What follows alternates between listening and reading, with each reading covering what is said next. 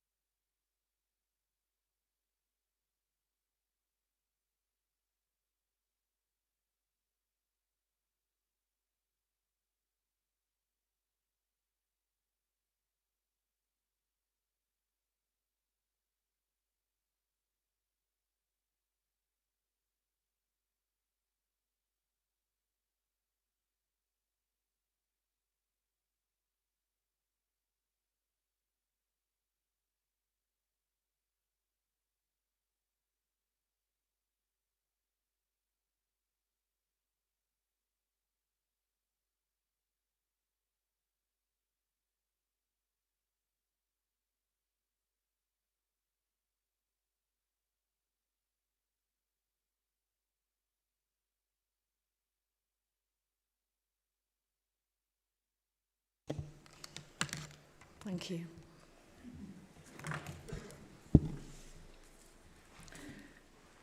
Members, can I draw your attention to the agenda item 9B, sale of land at Cross Lane, Wallasey. Following consideration of this item by Economy, Regeneration and Development Committee at their meeting on the 29th of September, the committee determined not to approve the recommendations, and as such, this report has not been referred to in this committee and has been withdrawn. Councillor Jones, did you wish to comment on that?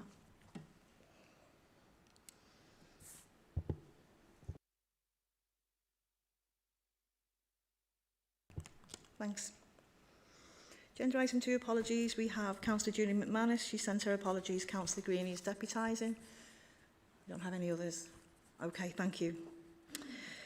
Agenda item 3, Members' Code of Conduct. I'm going to ask you to consider whether you have any disclosable pecuniary interests and or any other relevant interest in connection with any items on this agenda, and if so, can you declare them and state the nature of them, please? Okay, thank you. Agenda item 4, minutes. Can I ask that we move the accuracy of the minutes? I'm happy to move. Do I have a seconder? Councillor Nolan? Thank you. Are you happy to agree by assent? Thank you. Okay, so I don't have any public and member questions. I don't have any statements and petitions. Is that right, Andrew? Yeah. Okay. And no questions by members have been received. So we're going to go straight on to section A, that's agenda item 6, use of committee buildings for civic, council and committee meetings. And David Armstrong, you're going to present the report. Thanks. Thank you, Chair. This is a follow-on report from the one I was last here with about the town halls. It'll form one of a series of reports. There'll be more reports to come about these buildings and one or two other of our unique buildings. I think the next one will be the Williamson in November. This report seeks two things. It seeks agreement that we carry on having the legal committee and council meetings here through to the end of the municipal year for the simple reason of a matter of safety, and this is our most compliant building with the combination of the Health and Safety at Work Act, the specialist advice that the government referred to, and the Health and Safety Executive Guidance.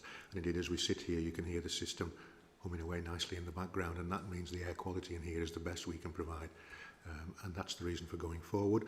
I think, if I can speak on the Director of Law's behalf, I think from the last full council meeting, the bigger meetings, there are some changes to be made to the layout. More microphones have been purchased, and there's going to be some adjustments working with the Director of Public Health about the distancing. That's the first thing. The second thing is, in order to find out really what these two buildings need going forward in the future to ensure the compliance and meet the legislation, we would like to commission some surveys, the next step, using recovery funding to identify what the detailed options are for these buildings in terms of ventilation and bringing fresh air into the two town halls, and also just to get some firmer grip on the costs that they would cost by a more detailed study and production of drawings, and also some taking account of the fact that these two buildings are listed. The report says we can either do nothing, in which case the buildings will stay with the current low level of use. They are both being used now, and there are some people making use of Wallasey Town Hall as well as Birkenhead, but they are low numbers, and the people who are visiting there will see that there are quite severe restrictions in place, particularly in the big internal spaces where there's no ventilation at all. Or we can do surveys on both buildings and bring those back to you in the future. Or a middle, we could do one or the other. So that's we would welcome some guidance on that. I guess the default position would be we would go away and that we'd either do nothing or we'd survey one, two or both buildings. Thank you, Chair. So I'm going to bring members in now. Does anyone have a question or a comment for David? Tom and then Phil. Thanks, Chair. And thanks for the report, David. And I know you're working within public health guidance. My concern is we're kicking the can down the road here. COVID's going to be around for a long time, as are other, public health issues, and the costs of there are eye-watering to the taxpayer and residents as well. And we have no other facilities in a way to hold council meetings. And well, we do it here, but it's not ideal. We don't have the rooms required. We don't have the office facilities as we usually have. So, a couple of questions in terms of if we're following this strict guidance still, what are we doing as an authority then to ensure that other places on Wirral follow that guidance? I'm thinking, as an example, would we use it as a condition of licence, as of writing a licence to a club or a pub? If they don't have this ventilation, what happens in schools? Are they having to retrofit all ventilation to protect their staff and children? I just think we're going down a slippery slope here, that we're kicking the can down the road. It's here, it's where we are where we are. I think it's time now to get back into the town hall. Thank you. Thanks, Chair. I understand the sentiments about buildings that we love and we've used for many years. The issue is that we're the employer, and we have a duty as the employer to our employees, to you and to all the members of the public.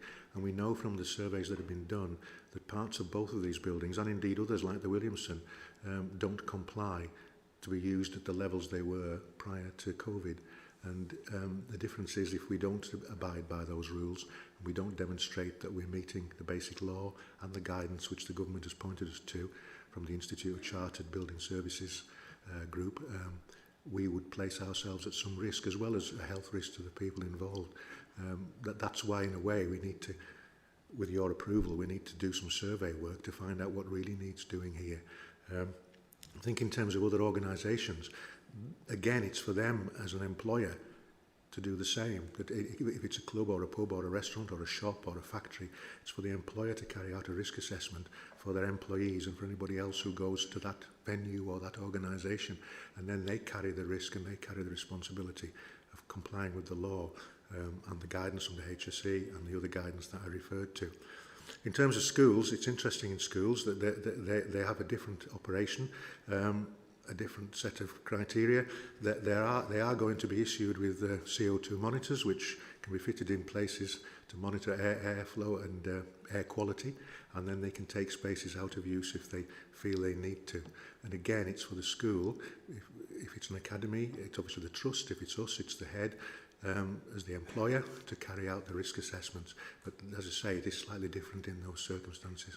So this is not in any way intended to keep people out. It's simply trying to provide the safest environment we can and the most compliant. Thank you. Thanks. It was Phil and then Leslie. I think I want to represent a voice of caution. I, like many members, must be so very attached to the town hall, having been going there for 40-odd years.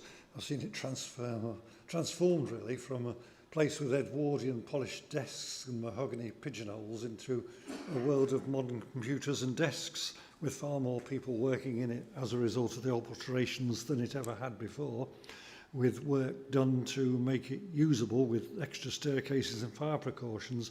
So a lot's been put into the town hall to bring it up to date. But I want to look over the immediate period and get an understanding of where we might be. First of all, with the Cheshire Lines building, which I think we have a lease for some time yet, but also the timetable for building new offices in Birkenhead. And as a member pointed out last time, their offices are not civic things, the civic uses particularly. So I'm trying to get to a timetable, given the present building difficulties in the building industry, getting materials and supplies and everything else, then at some point we may have, if everything went to plan, sometimes in 2024, new offices in Birkenhead. So I'm working from a different perspective, which is would putting the survey money in, or the work money in to do all the work that's costed in the reports, does that really represent value for money when we're on the cusp of doing something different? That's what I've been wrestling with.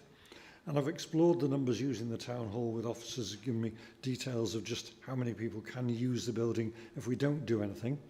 We've explored the issues of not envisaging staff sitting there with the windows open in fur coats in winter, but what needs to be done to make the airflow sufficient and how that fits in with the listed building status. So I can understand there's a lot to be done, so understand we need to do some more survey work. But even if we do that, then put the ducting in, the ventilation systems in, a modern heating system in, particularly in Wallasey Town Hall, because it's antiquated, takes time to warm up, uses a lot of energy, and the ratings in our report are based, of course, on, and the usage is based on the short period, the time periods in there. So I was surprised at what seemed to be quite a high rating for Birkenhead Town Hall when it got the rating in the report. So Birkenhead is a C, but that was based on a particular level of use and a particular level of heating. So I just want to ask us to dwell on the fundamental question about, is it wise putting so much in places that we may not have a long-term use for? Thank you. Thanks, Phil. I think that's about, isn't it, long-term strategy for both town halls, and whether or not the outlay at this point in time is going to be a false economy. So could you come back in, thanks? Thank you, Chair. Yeah, this report is more short-term. This report is about arrangements from now to the end of the municipal year, and it's about gathering some information, probably to inform the debate you've just outlined, really, which is, you know, that there are a number of strands which will need to be debated and discussed. The size of the council's workforce now compared to what it was, the outcomes of different ways of working which have been driven on by COVID, and the movement to a new office block in Birkenhead in 2024. But this report is not about that.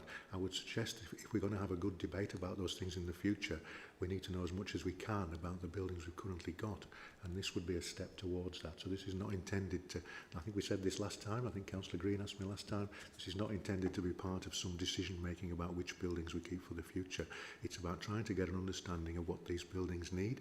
Other councils are in the same position. And that would inform a broader discussion, which I think you're likely to have in the future. It doesn't just apply to the town halls. The Williamson is a good questioning point.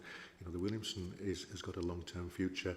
It's a very special building. It's of a similar age, and it needs extensive work to allow any more than just a handful of people to go in certain areas. So that's where we're at, really. And we're at the same phase with that, and we'll be bringing a report back about that probably in November or December. Okay, thank you. Leslie, you were next. Thank you, Chair. And really what David said has reassured me a little bit somewhat, because clearly it is early days in the future of both the town halls, both Wallasey and Birkenhead. But I have to ask the question because I, as a representative of one of the wards in Wallasey, are being asked by residents, and clearly residents are aware that there are two new buildings, council buildings, which are going to be built in Birkenhead. And of course the same old thing arises, well, what's happening to our town hall in Wallasey, because clearly, you know, it's a landmark, it's a fantastic building, and it's right at the heart, in the middle and the heart of the Wallasey communities. So I'm asking really, and I want some assurances that somewhere along the line there isn't a hidden agenda here, because what I don't want to see is Wallasey Town Hall set against Birkenhead, or Birkenhead set against Wallasey. And I'm just, you know, really concerned that there's got to be something more to that, to this particular report. And as David, you rightly say, it will come back with all those options. But I'm looking for assurances really tonight on behalf of the people I represent that there isn't a hidden agenda, that at some point Wallasey will be closed, Birkenhead will perhaps remain open. And you know, as I say, I appreciate that is a debate for another day, but that's what the residents, you know, in Wallasey are talking about, and I'm sure Birkenhead residents feel much the same as well. So, and in amongst all that, there's always the cost of an empty building attracts vandalism. Can you give us any idea of what security arrangements there are on there, whether they're working, whether they're not, whether they need beefing up a little bit?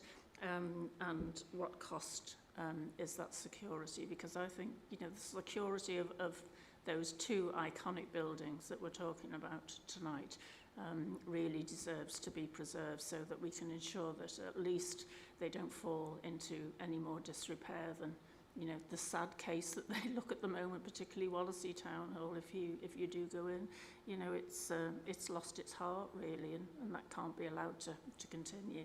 Thank you. Thank you, Chair. First of all, yeah, the measures to secure the building are all in place that always have been. It's protected by CCTV, it's alarmed and it's wired back to the control room, and it still has the security building attendants in place during working hours. Since I last came and sat here and talked about them, there is some use of the building, which is always helpful, some coming and going. There are members, I think, around this table as well who are using the building, the political groups, and also other people going in and out, which is good. So all that is in place. It did suffer broken windows early on in COVID. We have repaired all those windows, but we've left the boarding in place down the side because we don't want to tempt fate and somebody do it all again. So the building, you know, it isn't being neglected. We are repairing it. Indeed, during COVID, it was one of only two big projects that we kept going, which was the removal of all the asbestos in the main hall ceiling, because it was an opportune time to do it. So the building is being looked after. It is being used to a degree. It is an iconic building, and I'm sure it'll be there in 100 years' time, as will the Birkenhead Town Hall. You will need to have a debate at some point about what you do with them, all of them, and you know, make a decision about investment for the longer term. And I go back again, it's not just these two, it's the Williamson. We'll bring a report back which will have hefty investment into the Williamson, and you'll have to give us the okay or question it or ask us to do more work on it or reject it. So it will be there. Alan might want to say something about regeneration plans in both these areas, about how these buildings fit in. But yeah, there is a debate to be had, but for now this is just about the interim arrangements.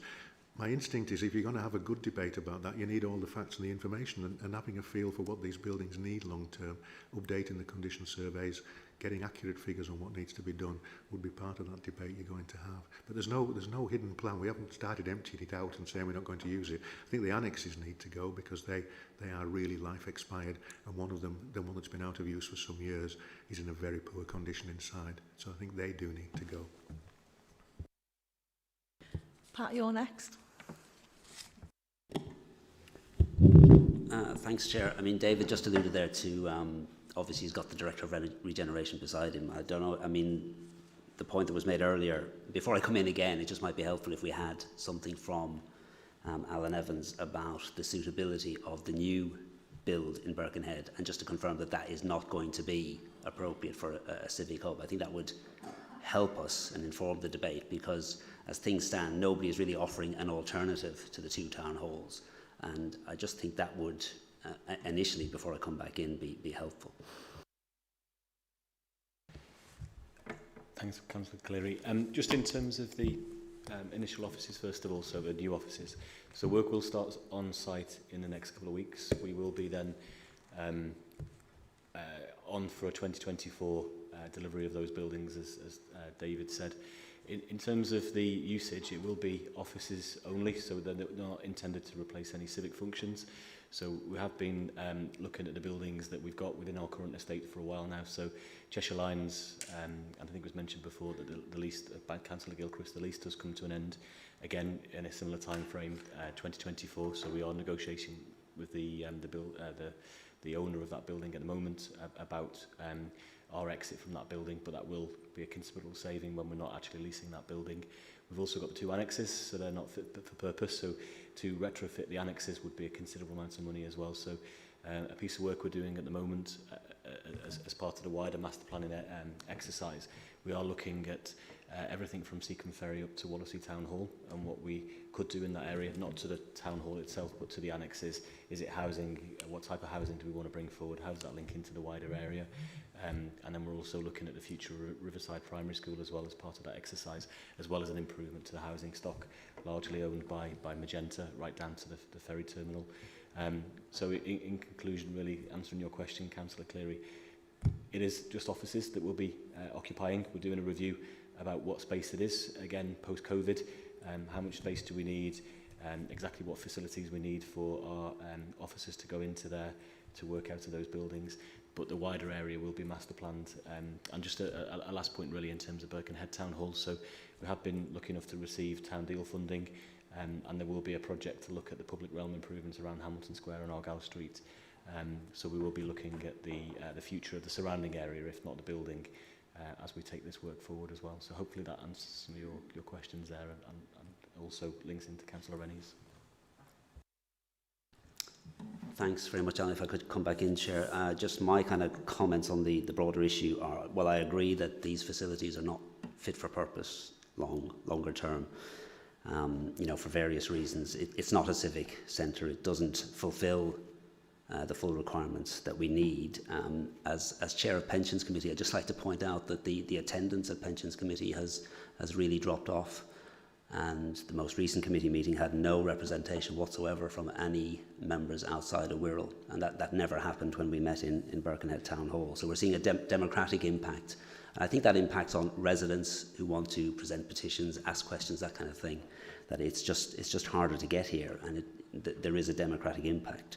There's obviously an environmental impact, and I'm pleased to see that has now been acknowledged in the report. You know, people are driving here longer distances, more emissions, etc. There's a time impact. You know, all of that takes more time for members, for officers, for members of the public as well. I think going forward, we need to obviously look very carefully at both of the town halls. We need a lot more information about what the numbers are looking like in terms of council employees, where they're going to be, what all of that detail is, so we can make informed decisions. Obviously, both of those buildings are very iconic, they're very valuable to both communities, and they need to be retained. Whatever their function is going forward, we have to support them going forward. I would just make the point that in the report, it clearly, the costs associated with upgrading Birkenhead Town Hall are significantly less, and the accessibility issue, which I'll repeat again, which I think is very important, is obviously much better for Birkenhead Town Hall. But they would be my comments. Thanks, Chair. Tony, you're next. Thanks, Chair. For some bizarre reason, the town hall's future seems to be getting interwoven into this debate. And this report deals with a short-term obligation to maintain a safe environment for users, staff, members and the public. And picking up on the point that Councillor Rennie made, and picking up on the point that's been made by several colleagues, we seem to be in danger of going down the blind alley in so much as the debate is becoming interwoven with the future of the town halls, as opposed to the debate concentrating on the content of the report.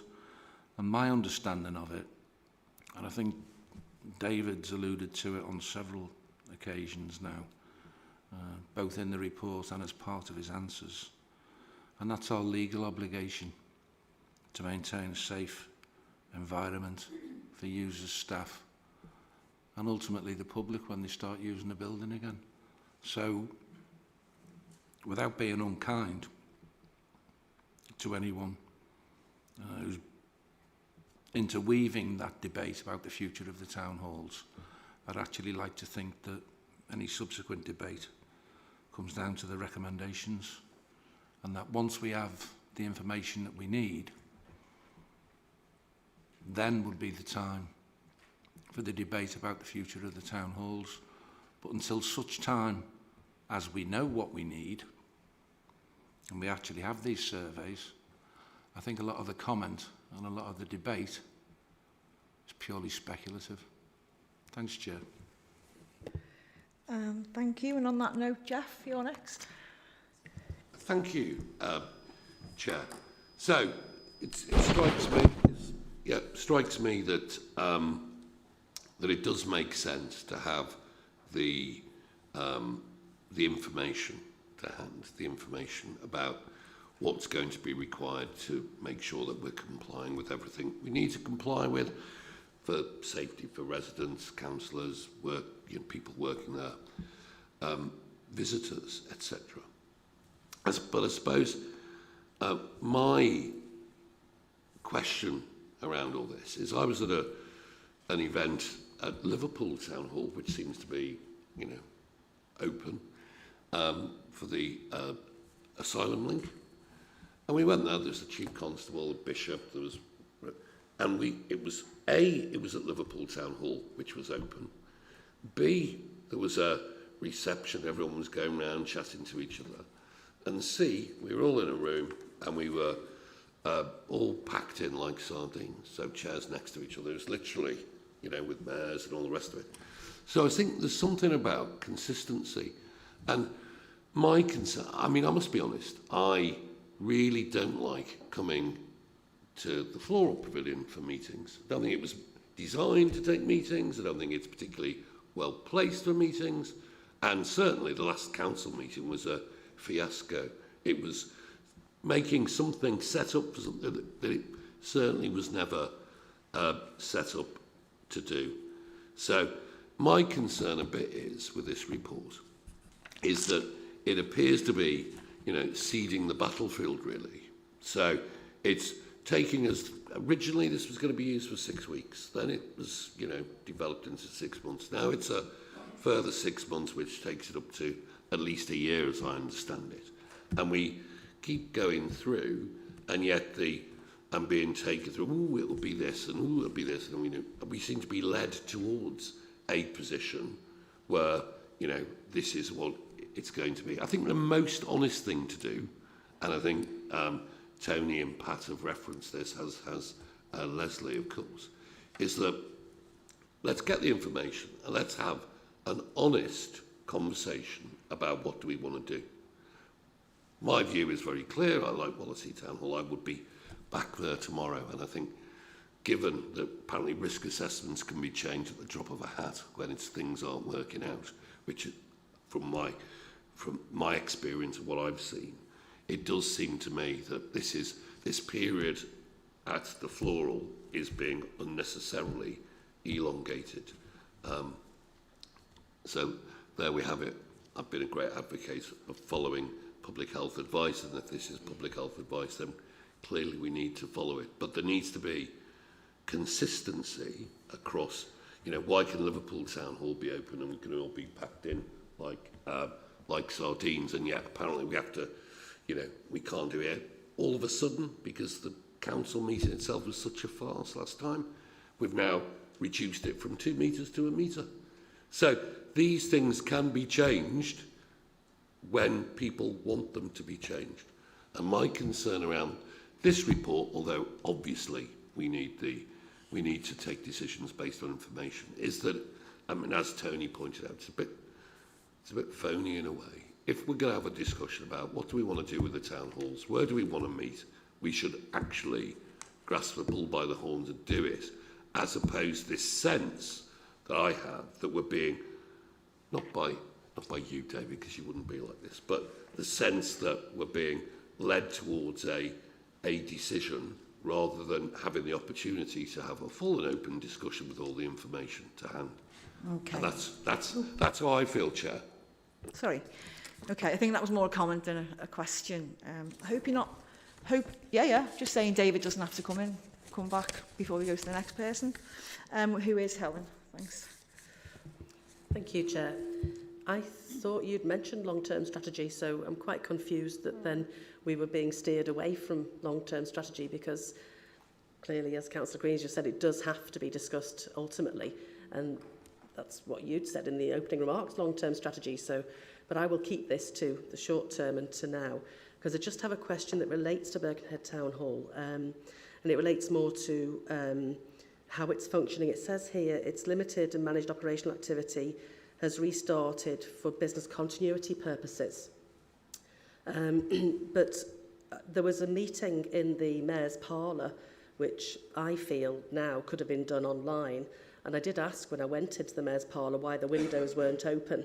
And so my question really is, are officers confident that they know the guidance that they can say to, particularly if one elected member is choosing a venue for whatever reason, are the officers confident that they know how to apply the guidance, where it's appropriate, or where a meeting could just take place on Teams, and they should be able to say, I think this is fine on Teams, instead of using rooms that aren't appropriate.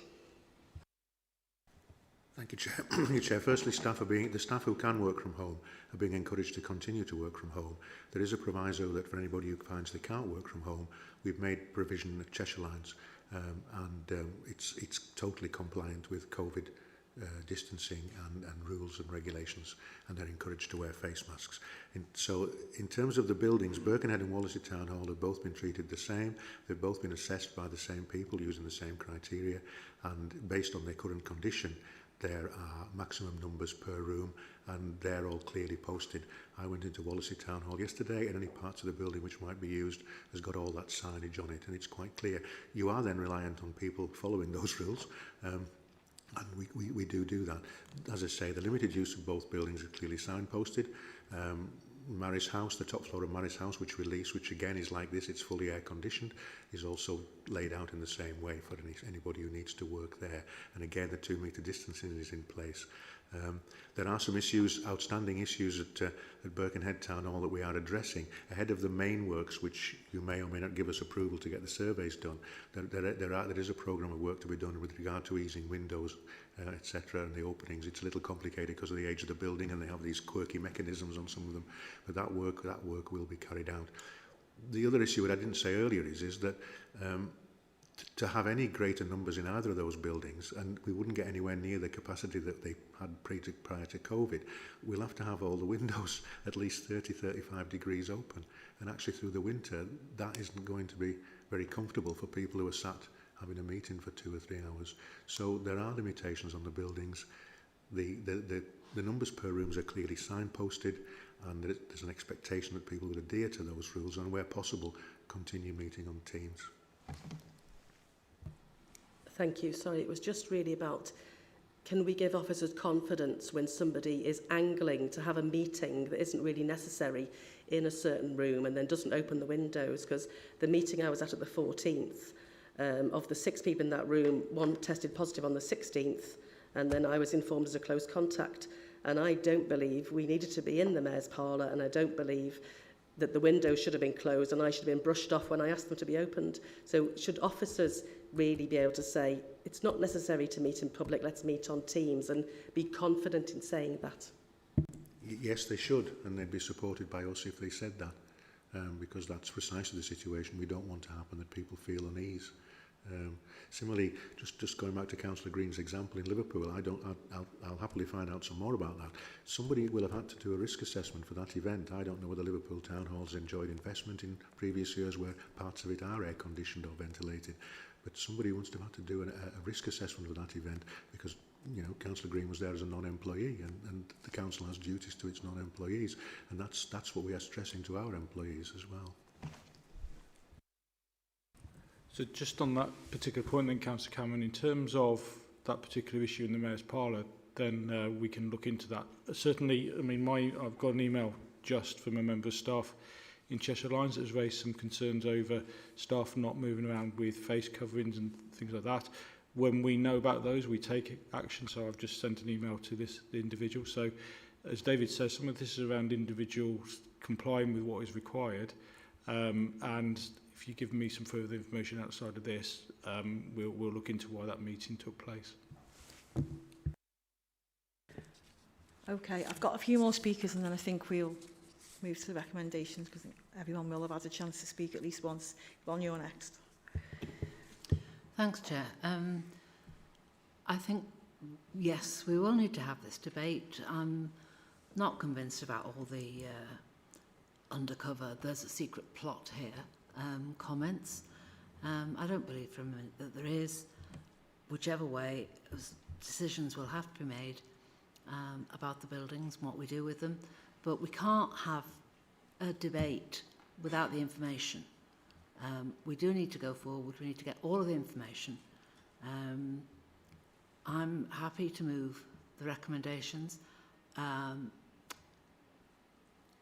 It says continue at the Referral for the remainder of the municipal year as required, I would suggest. We may not need to be here up until May.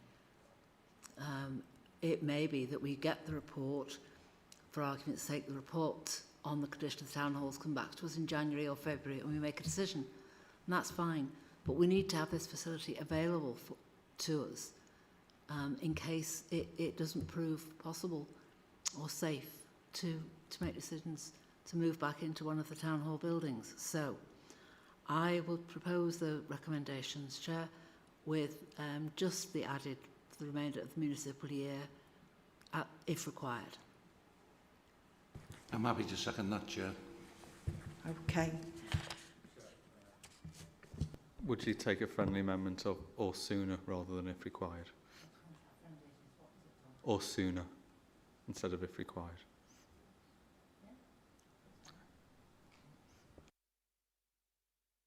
With respect to the few people that have put their hands back up again, are we happy to take the vote now because everyone's spoken that wanted to? Phil, you wanted to come back on something? I do. Thank you, Chair. The report in paragraph 3.31 talks about getting that advice at the earliest opportunity. Councillor Nolan very kindly just suggested January or February. What is the time scale for getting the survey done, the information back to us, and a definite meeting perhaps where we can actually sit and go into the detail and work out this value for money exercise that we've touched on? Thank you. Thank you, Chair. I'd like to go back and speak to the professionals who are doing this and come back with a time scale. What I would say is we've got in-house resource of one heating ventilation technician specialist, and in the last few weeks we've brought in another from outside to help us, and we're currently using that person I think 1 or 2 days a week, so we can supplement that if we need to. So the idea would be to bring it back as quickly as possible for all the reasons you've outlined in this discussion. Okay, so Phil, do you want to read out what you've written down? Thank you, Chair. So, as I understand it, what is proposed, and please correct me if I'm wrong, members. So, the first, the proposal alters the recommendation slightly. So, where it now says meetings continue at the Floral Pavilion for the remainder of the municipal year, it now continues to say to be reviewed sooner as required. Are we all happy to agree that by assent? Okay, thank you everyone. Chair, just to be clear, is that also that you want us to do surveys on both the buildings? Yeah.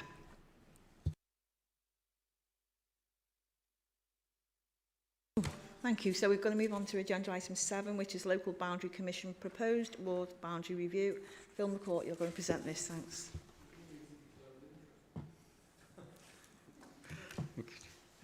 I think we're giving dispensation on this one, Jeff. Isn't interest the same as being interested? Yes. We can read members. Chair, this is a short report. The Council has now been formally written to by the Electoral Commission to say the Council's turn has come around for a boundary review.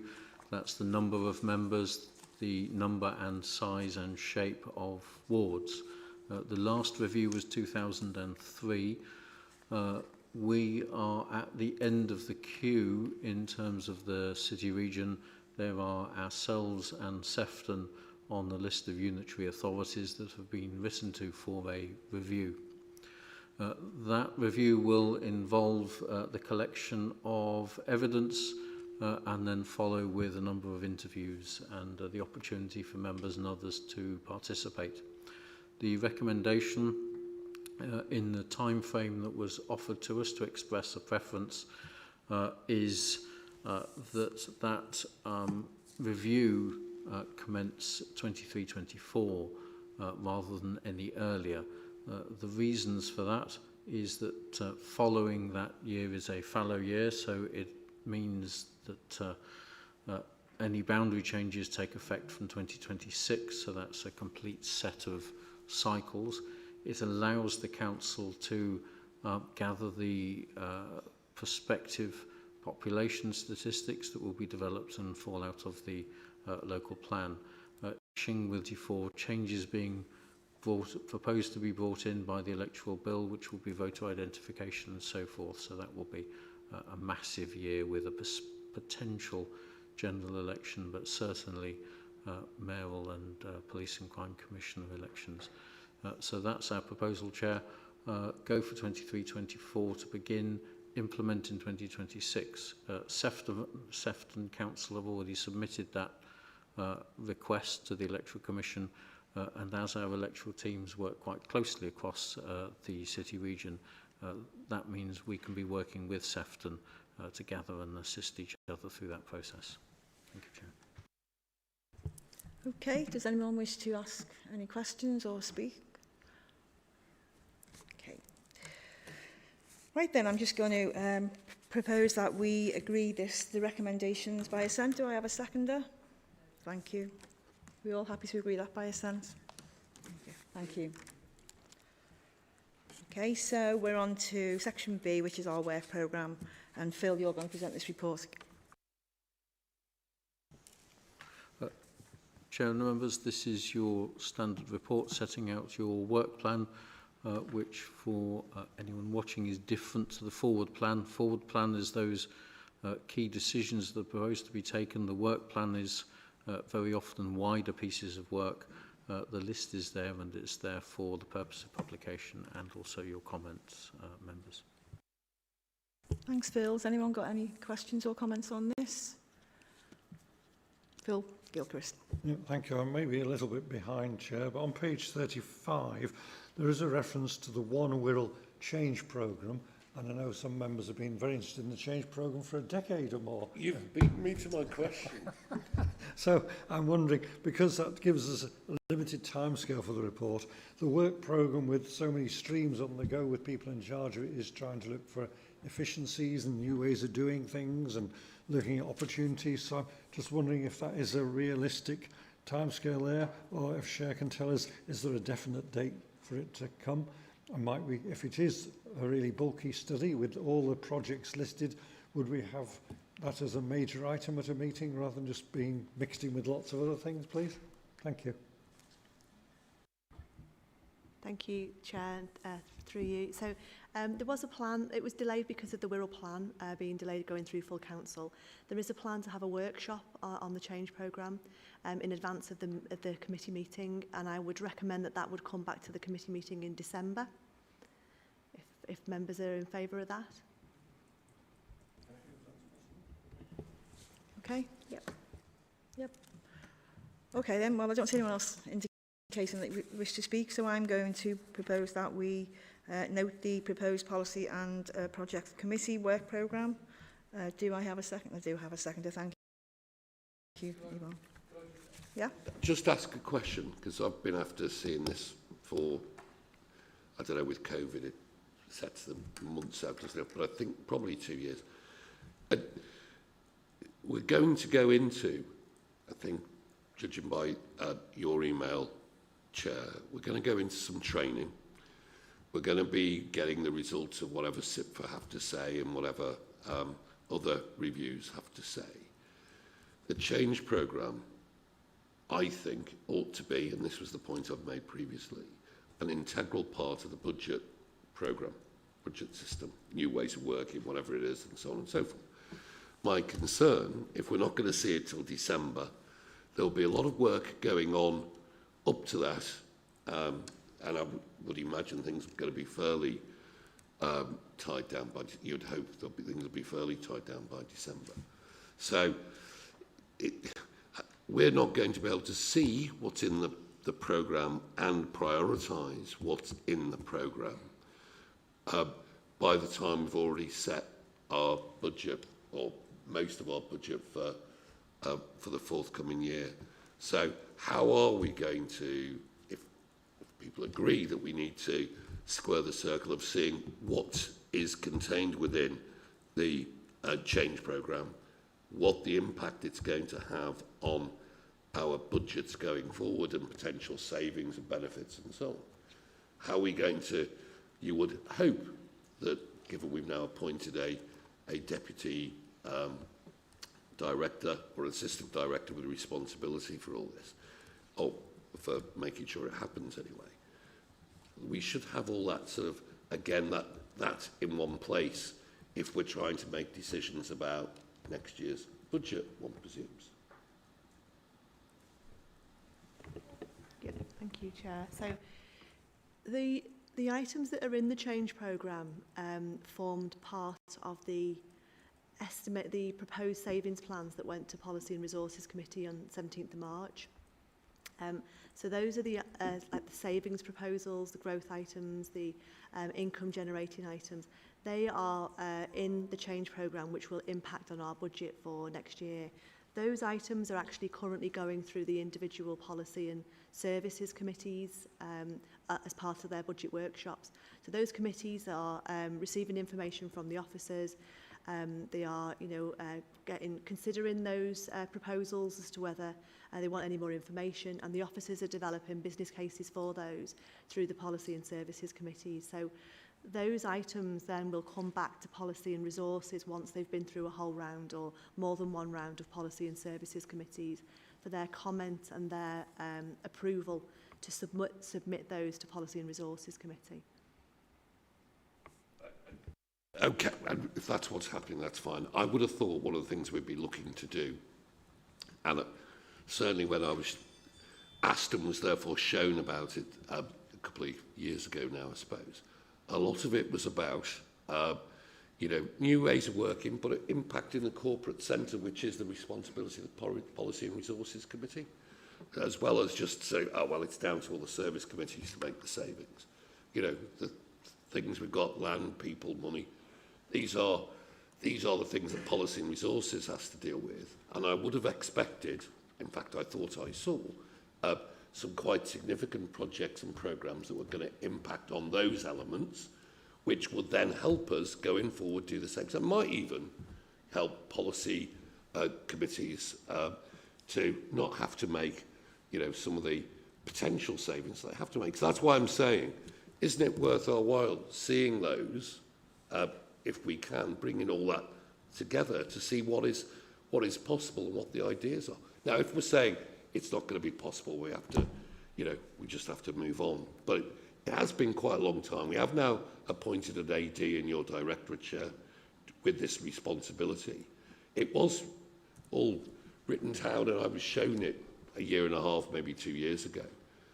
You know, shouldn't it all be being shared with us by now so it can help us make some of those short-term and longer-term decisions based on what the plans and the business cases could be and should be?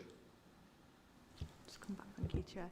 Yeah, I mean, the Policy and Resources Committee have only had one budget workshop for the items that relate to our committee, which is resources, assets and legal and governance. We are due another one.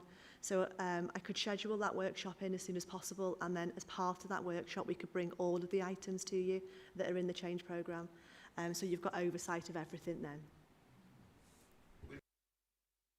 Sorry, Chair, but I did used to do this. But also with an indication of, you've already said that we're doing some of this on policy committees, our capacity to do it. So every time we say, oh, we've got this, we can save this budget, but have we got the capacity to have the project boards, have the people doing things, people delivering project? So there's a capacity issue. That's why seeing it as a whole in one piece gives you an indication of what is going to be possible. Do you know what I mean? Am I being... Yes, so absolutely agree with you, Councillor Green. So within that, we'll bring a resources plan and a capacity plan too, because as you know, there's a significant amount of change all required at once. Okay. Thanks for that. I think I'd proposed and had a seconder for the work to note the work programme, so we were just about to agree by assent. Is that okay with everyone? Okay, thank you. Right then, section C is referrals from committees. Agenda item 9 is referrals from Economy, Regeneration and Development Committee. 9A is property disposals. So you've got a supplementary agenda pack, and Phil McCourt, you're going to present the reports. Thank you, Chair. It's just for me to formally put this to members. The reason for its referral is these are property disposals that will either net or cost more than £100,000 and so requires this committee's approval. You have before you in the supplementary pack the minutes of the committee concerned. The reports were placed in advance in your pack because of the way that the timings worked. Councillor Jones is here as chair to explain what happened at his committee, and Mr Evans is here to respond to any questions members may have. Chair. Tony, do you want to come in? Yes, thanks, Chair. Just to say that the property disposals were agreed by assent at ERD, and the referrals and recommendations come here for consideration. But there were no issues at ERD, and as I say, they were all agreed by assent. Thank you, Chair. Thank you for that. Do we have any Phil McCourt? Phil Gilchrist, They used to call me Old Phil and other people Young Phil. So it would never be as rude to do that. Right. So I have emailed members about my concern about the Plymouth Cemetery Lodge. I understand which bits of the process this committee is addressing. I've emailed members with photographs of Plymouth Cemetery and condition of some of the roads pathways. A number of years ago there was a scheme that was put in place for Frankby Cemetery, which I think has been completed. I'm hoping that we will, it may not be linked to this specific release of money or generation of income, I'm hoping that officers can come back to members with some ideas about how Plymouth Cemetery might receive some attention. I'm pleased to say that we have a new notice board and a seat provided by members, but the key issue is the pathways, safety of the public, width of pathways and ability for mourners to visit the cemetery safely. Thank you. Okay, so Sharon, I'm going to bring you in because I think this is around how we use capital receipts and where that money goes. Okay, thanks. Yeah, thank you, Chair. Yeah, Councillor Gilchrist, so the plan is that we get a capital receipt from Plymouth Cemetery. We're not able to use that We have a capital receipts target that we've not yet met for this year, and government have been very clear in terms of our capitalisation direction that if we overachieve on our capital receipts, we have to use those to offset the capitalisation value. However, I recognise your concerns about Plymyard Cemetery and the health and safety issues, so we will look to put something in the capital programme to address that and get those works completed. Thank you for those assurances. Jeff, you're holding your pen up. Does that mean you want to speak? Okay. Absolutely. Thanks, Chair. I think it's good to see that Plymyard Ave is going to be supported. I think it goes back to the point that Tom made at an earlier P&R committee. Now, I might have missed one, where I think, Chair, you were asked to, and you said you're going to, I think, go away and look at a report about how can local communities benefit from some of capital receipts that we may or may not have, and how you identify that and keep MHCLG and all that happy. I don't know, but we've already talked about it. We talked about it in Upton Roundabout. If that ever goes ahead, we've talked about it, other capital receipts. So this would help, rather than every time a sale comes up, someone says, oh, but, you know, can we spend a little bit, dude? Are we going to get that policy where we know what we can do and how we can, if we're selling a community asset, how the community can still benefit from it in some way, in a lasting sort of way? Do we know when that report's likely to come? That is due to come back in December as well, Councillor Green. We have been discussing this recently, and again, it's the issue of the using capital receipts, especially in this year, which, as I mentioned, we're not allowed to do for anything that is over and above our target in the programme. But what we can do is identify maybe a block of money within the capital programme for specific areas, maybe on a ward or constituency basis or something, where you could bid into that block and for specific capital items in a particular area. So we've got a plan to come and discuss it with you, I think, with Councillor Anderson, Councillor Anderson, about, I think you raised it originally, about how that would work. And then once we've had those discussions, we'll bring the paper back to P&R in December. Yeah, already starting to dread that one. Yeah, I mean, I was just coming in, because I do remember Tom's suggestion at the last P&R. I think the issue for me, though, would be fairness, because there's going to be some parts of the borough that aren't going to have assets that get sold. So I think any sale of an asset can't specifically just be targeted at the place that it was sold in. Yeah, I remember that. Okay, thank you. Anyone else want to? No? Okay, so I'm going to propose that we agree the recommendations. Do I have a seconder? Tony?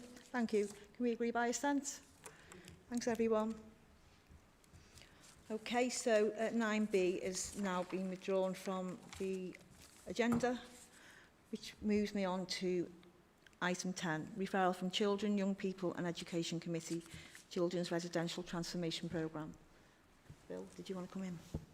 Thank you, Chair. If again I can formally introduce this, members, it is a referral from a policy committee. It is here because of the size of the financial investments concerned. The minutes are before you. The report is split into two parts in the way of these things, so as much information as possible as can be put into the public domain is placed in the main report. However, there is exempt information which we would ask you to pass a resolution at the end to remain exempt.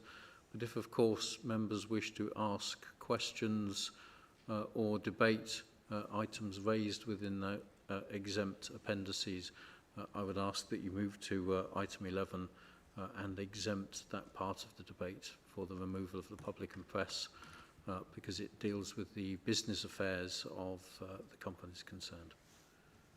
Thank you, Chair. Thanks, Phil. Councillor Clements and Mrs White are here. So I'm going to bring you in, Wendy. Thanks. Thanks, Chair. So, members, in June this year, the Children, Young People and Education Committee gave an in-principle agreement for this recommended investment, subject to due diligence taking place. And this week, on October the 4th, we were able to consider that in detail. And altogether, everybody on the committee recommended that to the consideration of P&R, and Simon and Anne-Marie are here to answer any questions that you may have or queries that member want to discuss. Thank you. So do I have any questions from anyone? Phil? It's a question and an observation, because in paragraph 1.3, costs are given of what some of the organisations, which are essentially businesses who've moved into what they saw as a lucrative market, are charging councils for places, and places for young children that need particular support. So I'm very favourable to us working with others to have a high quality scheme that's recognised, that has good training, has sites that are run well, and we get away from spending anything that's mentioned in this report of £4,196 to £6,000 a week in the public part of the report. And I think ratepayers, council taxpayers facing the kind of difficult decisions about their own budgets would be somewhat astonished by these kind of rates. But unfortunately, we've been in a world where people have muscled in on this, and companies have taken companies over and done all they can to get money out of local councils because of scarcity. And it's been a very distressing situation, must be, for the young people who have been found places in many areas away from their home areas. I completely agree. Thanks, Phil. Does anyone else have any questions or comments?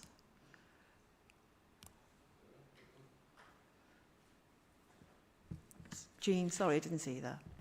Thank you, Chair.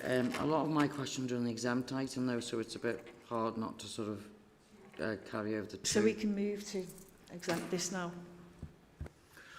Yes, Chair. So if that's the case, then I would ask you move to item 11 and someone propose and second moving into exempt debate. So I'll propose that. Do I have a second? Tony, thanks. Are we all happy to do that?